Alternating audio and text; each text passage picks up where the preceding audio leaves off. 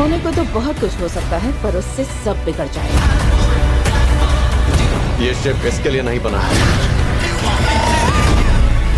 अभी তো বন্ধুরা এখন আমি রিভিউ করবো প্রজেক্ট হেল মেরি মুভিটা নিয়ে। কালকে আমি মুভি দেখতে গেছিলাম, তো মুভি কেমন আছে সেটা আলোচনা করবো তোমাদের সাথে। তার আগে বলে দিই, তোমরা যদি মুভি দেখতে চাও, সামনে কোনো সিনেমা হল থাকলে সেখানে যা দেখতে পারো। এটা একটা সায়েন্স ফিকশন ফিল্ম, যারা যারা সায়েন্স ফিকশন ফিল্ম দেখা পছন্দ করো তাদের জন্য এই মুভিটা খুবই ভালো হতে পারে। তো এই মুভির সময় রাখা হয়েছে 2 ঘন্টা 36 মিনিট। তো এই মুভির কাহিনীর কথা যদি বলি, মুভির কাহিনীতে একটা সায়েন্স টিচারকে দেখানো হয়েছে। একদিন নাসা থেকে কিছু সায়েন্টিস্ট এসে তাকে অফার করে যে তুমি আন্তরিক্ষে যাবে নাকি, সেখানে কিছু প্রবলেম আছে, যদি তুমি ঠিক করে দাও ভালো হবো, কারণ পৃথিবীতে সংকট আসতেছে।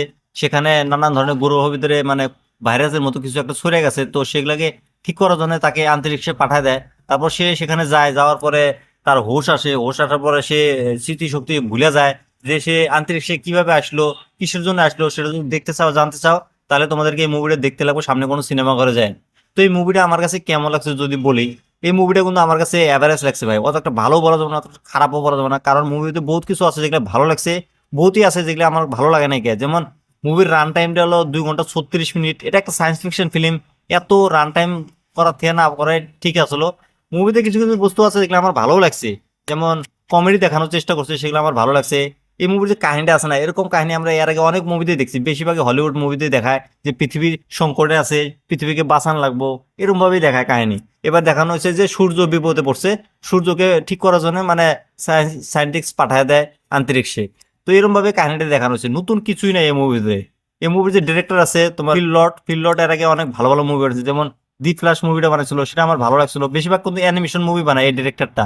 তো মুভিটা এভারেজ আমার কাছে অত একটা ভালো লাগে না।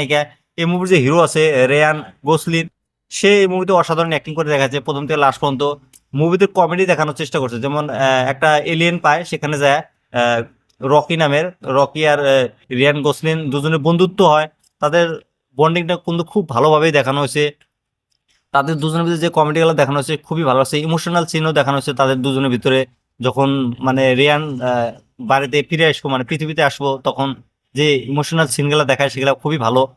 আর এই মুভিতে বিজিএম সাউন্ডগুলো কিন্তু খুবই ভালো হয়েছে, যেগুলো ভিজুয়াল দেখানো হয়েছে অসাধারণ ভাই।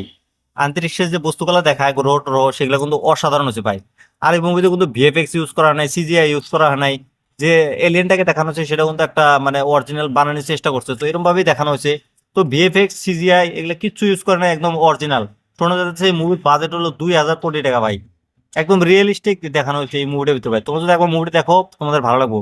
মুভির হিন্দি ডাবিং খুবই ভালো হয়েছে। তোমরা যদি মুভিটা ফ্যামিলির সাথে দেখতে চাও দেখতে পারো, কোনো প্রবলেম নাই।